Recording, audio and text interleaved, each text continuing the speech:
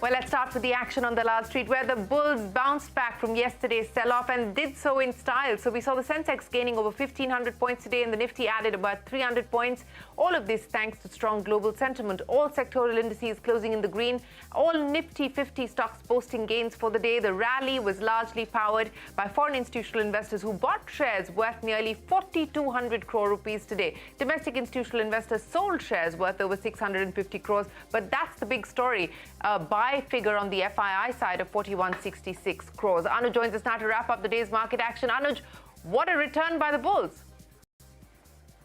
Stunning day for the market. Nobody could have thought that, we will do this kind of market action today. The SGX Nifty was indicating that we'll have a gap up, but the market opened much better than that and then kept building pace through the day. There was not a single intraday dip today. The Nifty was up over 2.5%. The Bank Nifty was up nearly 3.5%. And most of this was domestic in nature because globally there was no signal of something like this from either the US market futures or the Asian markets. The broader market has been very strong. So the big question is the start of something big? We'll find out. Quickly, let me run through the big gainers. Across the board, there were gainers, but financials stood out, whether it was names like Bajaj Finserv, Bajaj Finance or IndusInd Bank. But the real impetus came from the big ones, SBI, Kotak, the HDFC Twins, ICICI Bank, and of course, others as well. On the gaining side, some of the other names which did well, Tech Mahindra, the Tata Group stocks, Tata Motors, Tata Steel, Titan, Maruti did well, Larsen did well, Infosys did well. As I said, today it was, almost like hitting a dart and, throwing a dart and it would hit a winner. The big question is this start of something big? We'll find out.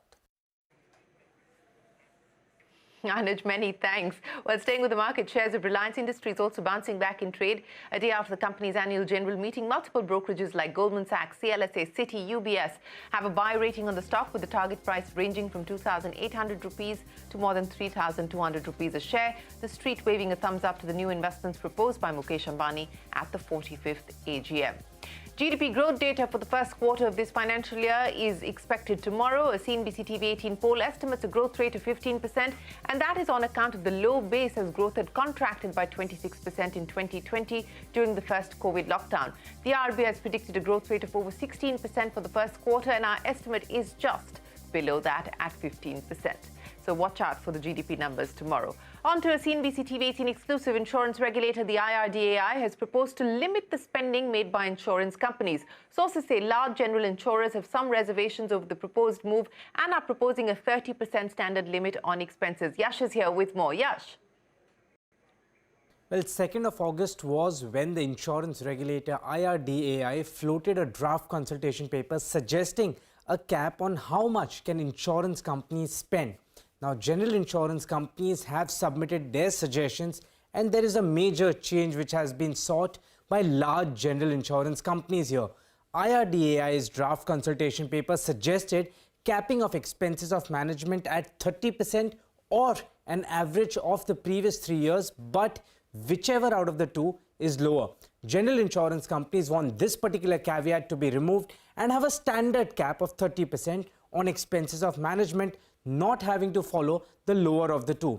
Now, these large general insurance companies feel that it will be negative for them if they are mandated to follow the lower of the two, which is 30% or an average of the previous 3 years, and it will only further reduce how much they can spend on acquiring business.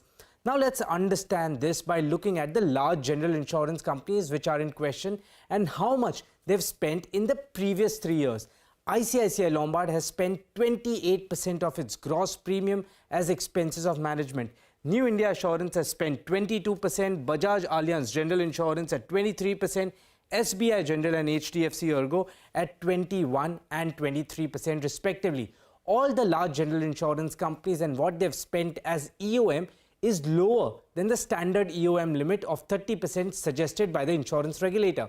As per IRDAI's draft paper, if they have to choose the lower of 30% or the average of previous 3 years, the amount that these companies can spend will only get reduced even further. And that's the concern for these large general insurance companies.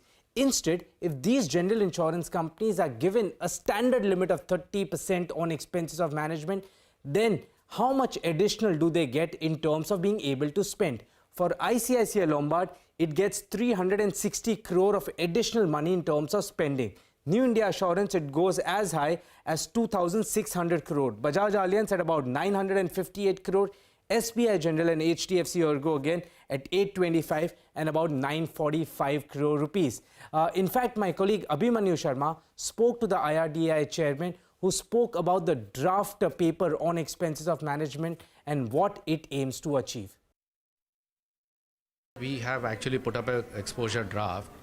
Basically, the whole idea is to, rationalize the expenses so that when the pricing issue of the products is concerned, the customer should get the best price at the end of the day.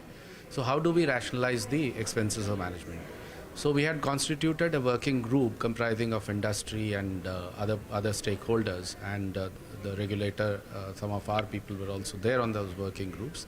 So the recommendation was there that why don't we have a single cap on the limit of expenses on management. Well, that's the IRDA chairman. From one exclusive to another, the chairman of the Central Board of Direct Taxes, Nitin Gupta, says the tax department has collected more than 4.75 lakh crore rupees so far in FY23 against the budgeted target of 14.2 lakh crore rupees. Speaking with my colleague Timsy Jaipuria, he said the department has conducted search and seizure operations on 33% more groups till July this year when compared to last year. And this has led to an over 500% jump in cash seizures. Take a look. Till July, the enforcement actions number of groups searched has been 33% more than what had been in the corresponding period in the last financial year. And we have more cash seizure has been made, which is to the tune of around 250 crores as against 40 crores in the last financial year in the corresponding period. Well, that's the CBDT chief. More headlines. Zee Entertainment has signed a licensing agreement with Disney Star for television rights to broadcast the ICC men's cricket tournaments for 4 years. With this, Zee will get the rights to broadcast the T20 World Cups in 2024 and 2026, along with the One Day World Cup in 2027. Disney Star has sub-licensed the TV rights to Zee after winning the combined TV and digital rights for $3 billion. Disney Star continues to hold the digital broadcasting rights. Airlines have once again reached out to the government to seek help in reducing their financial burden. Sources say airlines are urging the government to rework the ATF pricing framework and move to the mean of Platts Arab Gulf mechanism. Airlines have also proposed that jet fuel be brought under GST. The proposal is under examination by the Aviation and Oil Ministries, but no decision has been taken as of yet. Another CNBC-TV18 news break tonight. The government has started penalizing companies for flouting the EV incentive scheme norm. Sources tell us that the government has put the subsidies of Hero Electric and Okinawa on hold for allegedly claiming incentives for products that are not actually made in India. Parikshit Luthra standing by with more. Parikshit, so the government cracking down. Take us through the action taken against Hero Electric and Okinawa. After several complaints about EV companies flouting localization or make in India norms, the government has put in checks and balances. Specifically, they've brought in an application programming interface which allows the government to ask for digital footprint of these EV companies to identify their extent of localization and what they're actually making in India or not.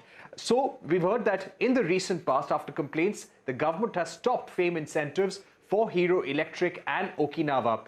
The probe has revealed that these companies and a few others have been availing of FAME subsidies, but these products or components which they have sought incentives for were not made in India, but they were made somewhere else. So this is exactly what the government wants to do. Now, through this new interface, the government will be able to check for discrepancies instantaneously. 50 to 60 crores of incentives have been held back, and these will be deducted from future payments to Hero Electric in Okinawa. We believe there are more complaints that the Ministry of Heavy Industries is looking at, and action could be taken in the days to come. At the same time, the government is strengthening the ARAI, or the Automotive Research Association of India, which is the body for certifying electric vehicles and IC engine vehicles. Now in future, because of the complaints on EV range, ARAI will be asked to focus on real-world testing of vehicles to find out the true range, rather than test vehicles in labs and come out with a lab range, which the companies may later boast of, but that may not be the true range which the user gets. Back to you. All right, Parikshit, many thanks for joining us. On to another interesting story tonight. Kotak Mahindra Bank has responded to recent reports that highlighted significantly high number of frauds being reported by Kotak Mahindra Bank, raising concerns about what Kotak believes is inconsistency in fraud reporting by other banks. Kotak Mahindra Bank says it has raised the issue with the regulator, the RBI. Ritu joins us now to explain. So, Ritu, what exactly is Kotak Mahindra Bank's contention here? Well, let me first set the context where recent RBI data showed that Kotak Mahindra Bank reported 5,278 frauds in the April-June quarter of this financial year, which is by far the highest compared to all other banks. And this stands in stark contrast when you compare it to, say, an ICICI Bank, which reported 436 frauds, HDFC Bank 303, IndusInd Bank 200, and so on. And it gets even more interesting if you look at the number of frauds reported by public sector banks, which are far larger in size. With a few exceptions like IOB and Central Bank, the other PSBs like SBI have reported single-digit frauds, less than 10 cases. Now, Kotak Mahindra Bank has released a statement which could explain this huge differential. Kotak Bank says comparing the frauds reported across banks is like comparing apples to oranges. It said, and I quote, "We have observed that there is significant variance in what is chosen to be reported to the regulator by other banks. We have appealed to the regulator via our letters dated 17th March and 30th of August 2022 to enforce standardization in reporting requirements," end of quote. Now, for the period reported, of the 5,200 odd instances for Kotak, actually 97% are digital and card-related frauds, which often occur because of customers sharing their passwords, PINs, or clicking on unknown links, etc. And Kotak Mahindra Bank has alleged that other banks do not appear to be exhaustively or uniformly reporting these kinds of frauds, which could explain why the number of frauds reported by Kotak Mahindra Bank is far, far higher. Now, is the number of such card and digital frauds actually higher in volume than other kinds of frauds? Well, yes, RBI data does support this. In FY22, for instance, almost 40% of all customer complaints regarding frauds were linked to ATM and debit card transactions or mobile and electronic banking, compared to only 28% of complaints relating to loans and advances. So the summary is, don't just go by headline numbers. There is more than meets the eye. All right, Ritu, many thanks. The big newsmaker this evening, Hitachi Energy, is betting big on India. The CEO of the company spoke exclusively to us. He said Hitachi Energy is looking at both organic and inorganic growth opportunities here. He believes rapid urbanization and electrification of transport and railways in particular should be priorities for India. Plan for India is to, if I well remember some data points, to bring or move roughly 270 million people into urban areas. And of course, then to also electrify the transportation mode, not only electrical vehicles, but also electrify the entire rail system in India, which is absolutely the right priority. We are in a growth pattern. We are hiring in India. We're hiring globally. We're hiring talents and engineers that will help us in delivering all the commitments that we've been making to our customers and the trust that our customers have put on us. Growth is not an issue today, and we're lucky to be in that position, but we need to make sure that we do the right things so that we can deliver on those commitments on time. And you can catch that entire conversation with the Hitachi Global CEO at 10 p.m. on our Global Dialogue special series right here on CNBC-TV18.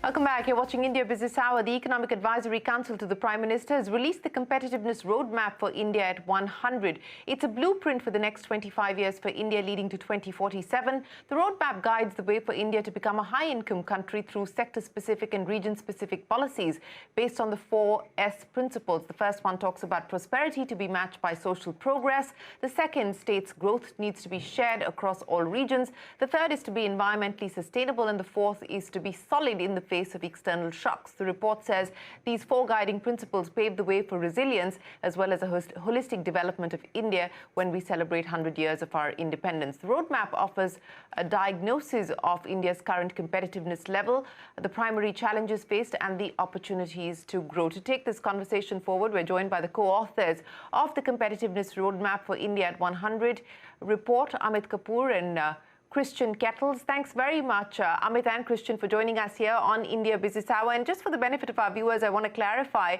that while the release was done by the Prime Minister's Economic Advisory Council, this is not a report authored by the Prime Minister's Economic Advisory Council. It's a report that's been put together by the India Competitiveness Institute, and we've got the co-authors here.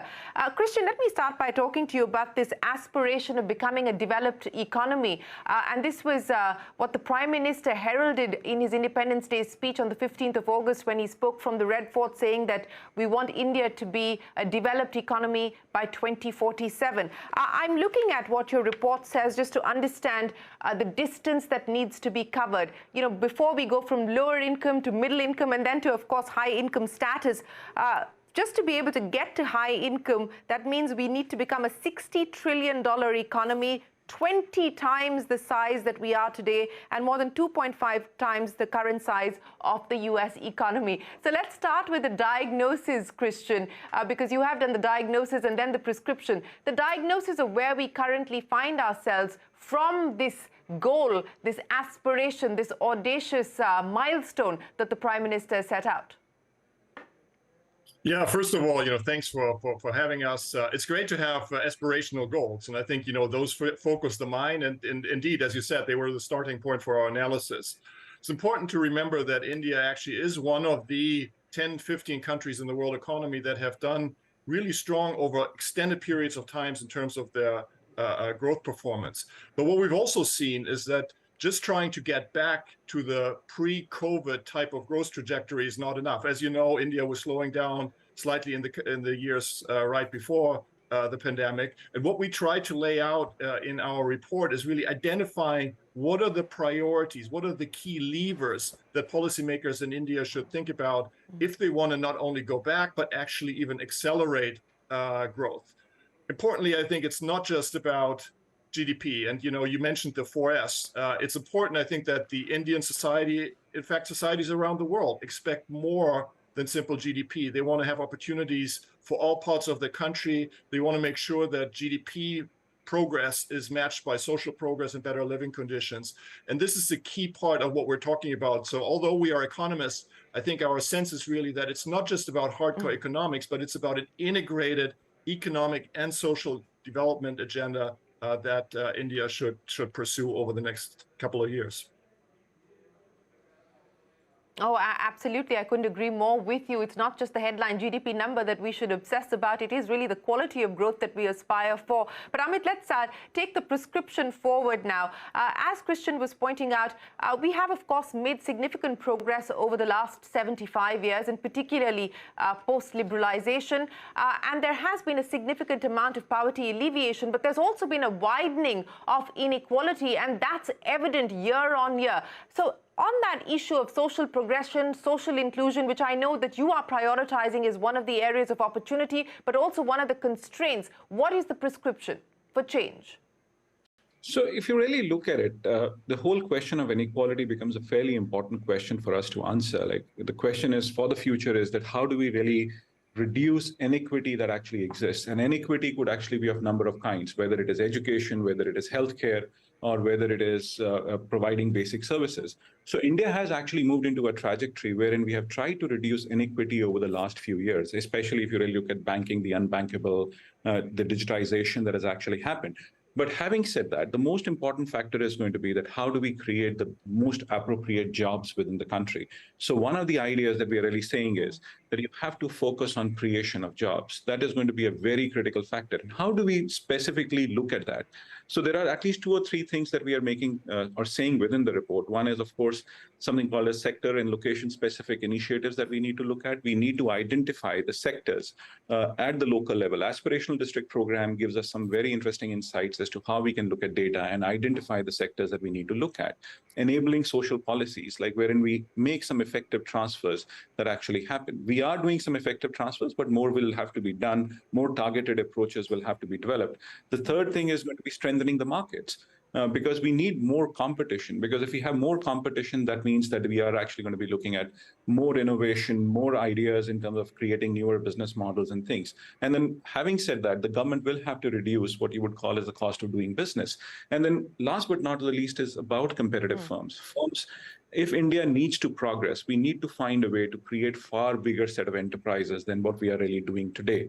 So you need to create that entrepreneurship thing or a ecosystem wherein we are able to create enterprises and cover that missing middle. We either have very small enterprises or we have very large enterprises.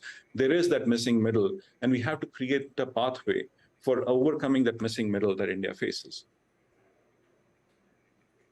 Yeah, I just want to pick up important points that you raised there, but I want to pick up on the first issue that you spoke of, and that was in the context of social inclusion and social progression. You said that some transfers are already happening. We do have the DBT scheme, for instance, but a lot more needs to be done. Now, put this into context of the current debate, Amit, on freebies and welfare, whether freebies are welfare or freebies are, populist vote-driving schemes that need to be restricted and need to be curtailed. So within the context of the current debate that we're having, when you talk about transfers, what kind of transfers do you believe we need to prioritize? So very clearly, when I say transfers, I'm not saying that you have to dole out the money. When we are saying transfers, or when we are saying that you need to focus on social sector, what we are saying is that you need to focus on, say, education. We need to focus on healthcare.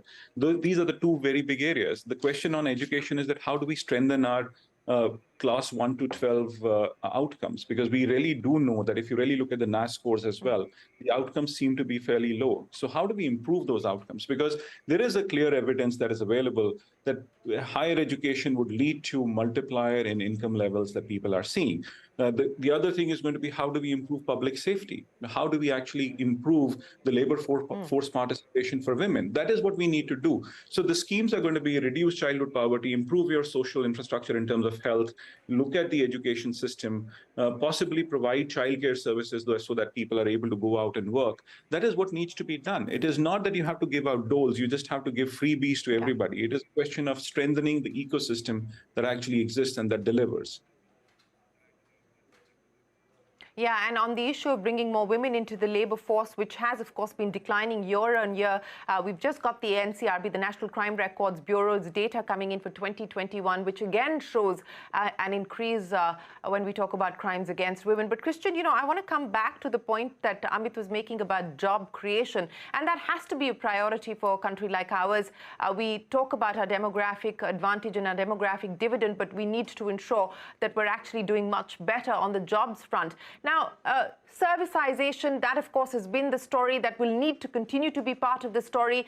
Manufacturing, the hope is that with the schemes that the government has put in place, we will now start to see the share of manufacturing to GDP go up significantly. What do you make of both these pillars of opportunity? What's holding them back, and what more do you believe needs to be done?